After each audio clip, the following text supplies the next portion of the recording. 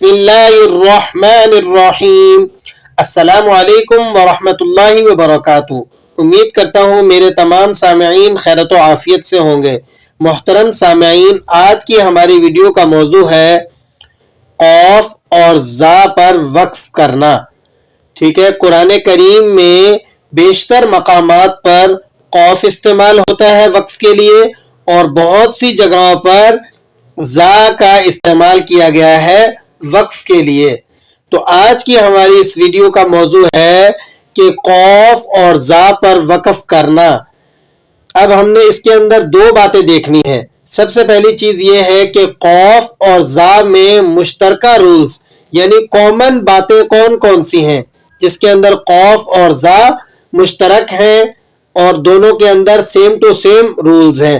ان میں سے پہلی بات تو یہ ہے کہ قوف اور زا اگر قرآن کریم میں آیت کے درمیان میں آ جائیں تو یہاں وقف نہ کریں تو بہتر ہے۔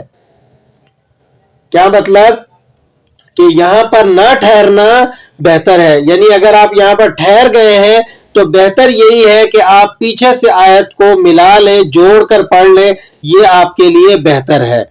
ٹھیک ہے، اب دوسری بات، اگر آپ نے قوف اور زا پر وقف کر لیا، کوئی شخص ایسا ہے کہ اس کا سانس ٹوٹ جاتا ہے یا وہ یہاں وقف کر لیتا ہے، تو اب اس کے لیے کیا حکم ہے؟ آیا وہ گناہگار ہوگا یا ایسا کرنا جائز ہے وقف کر لینا؟ تو اس میں یہ بات ہے کہ ایسا کرنے سے، وقف کر لینے سے یہاں پر گناہگار تو نہیں ہوگا، جائز ہے۔ ٹھیک ہے، دوسری بات کہ اب وہ چیز ہم نے دیکھنی ہے کہ جو قوف اور زا میں ڈفرنس ہے۔ ٹھیک ہے، یعنی دو باتوں کے اندر تو یہ سیم تھے۔ ٹھیک ہے، ایک تو یہ کہ وقف نہیں کرنا بہتر ہے، کر لیا تو گناہ نہیں ہے۔ اب ڈفرنس کس باتوں کے اندر ہے؟ ان میں سے پہلی چیز تو یہ ہے کہ قوف کے بارے میں جو ٹرمز استعمال ہوتی ہے، جو ایک لفظ بولا جاتا ہے قرآن کریم میں لکھا ہوگا قیل علیہ الوقف، قوف کے بارے میں لکھا ہوتا ہے۔ کیا مطلب ہے؟ کہ بعض علماء اکرام کہتے ہیں کہ قوف پر وقف کرنا جائز ہے۔ ٹھیک ہے، اسی وجہ سے ہم کہہ رہے ہیں کہ وقف اگر کسی نے کر لیا تو وہ گناہگار نہیں ہوگا، لیکن یہ بعض علماء کا مذہب ہے۔ اور زا کے لیے کیا ہے؟ لکھا جاتا ہے کہ وقف مجوس کی علامت ہے۔ زا جو ہے یہ وقف مجوس کی علامت ہے۔ مجوس جائز سے نکلا ہے، کیا مطلب؟ کہ زا پر وقف کرنا جائز ہے۔ یہی بات ہم نے پہلے کہی تھی کہ جائز تو ہے لیکن بہتر یہی ہے کہ وقف نہ کیا جائے۔ جیسا کہ اگر کوئی کہے کہ بھائی یہ گڈ ہے اور یہ ویری گڈ ہے، تو ان دونوں میں سے بہتر کیا ہے؟ Very good. ٹھیک ہے، تو بہتر یہی ہے کہ آپ وقف نہ کریں۔ اور ایک چیز اور ہے کہ زا وقف کے لیے قرآن کریم میں 191 مرتبہ آئے گا۔ زا کا استعمال وقف کے لیے قرآن کریم میں کتنی مرتبہ ہوا ہے؟ 191 مرتبہ۔ اور قوف کا استعمال وقف کے لیے اتنی مرتبہ قرآن کریم میں نہیں ہوا، یعنی اس سے کم ہوا ہے۔ اب چلتے ہیں ہم مثالوں کی طرف۔ ہمیں اس کی مثال جو ہے قرآن کریم میں سورہ حج میں ملتی ہے۔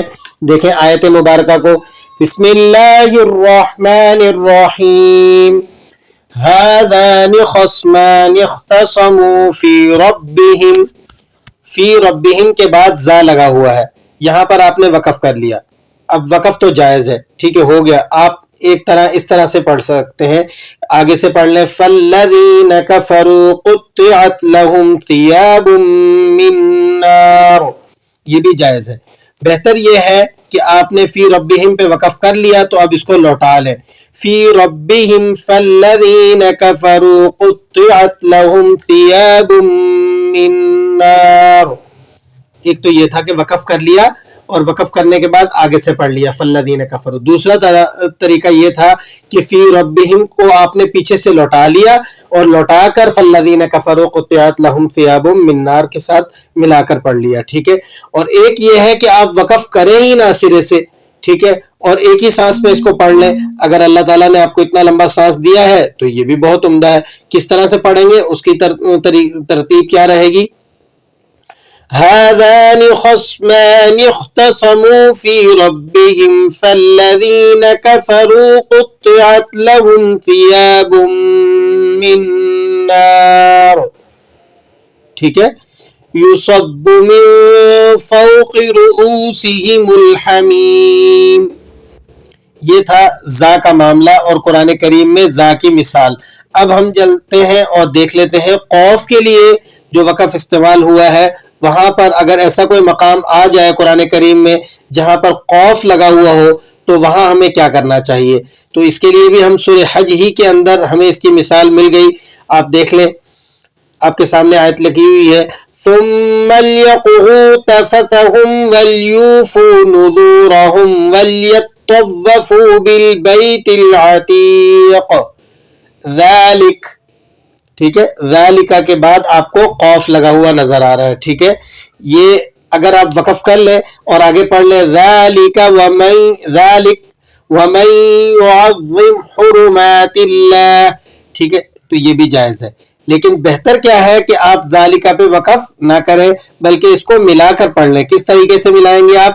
اس کو پڑھیں گے ذالک ومن يعظم حرمات اللہ. ٹھیک ہے, یہ ہے بہترین طریقہ. تو آج کی ہماری اس ویڈیو کا موضوع تھا کہ قوف اور زا پر ہمیں وقف کرنا چاہیے یا نہیں کرنا چاہیے, اور اگر کر لیا وقف تو کیا اس سے بندہ گناہگار ہوتا ہے یا نہیں ہوتا ہے, یہ بھی ہم نے سیکھ لیا. اور قوف اور زا میں کون کون سی چیزیں کامن تھی اور کون کون سی چیزوں کے اندر ڈیفرنس آیا, یہ تمام باتیں آج کی ہم نے اس ویڈیو کے اندر سیکھی. تو دعاؤں میں یاد رکھیں اور کامنٹ میں ہمیں ضرور بتائیں کہ آپ کو ہماری ویڈیو سے کتنا فائدہ ہوا. السلام علیکم ورحمۃ اللہ.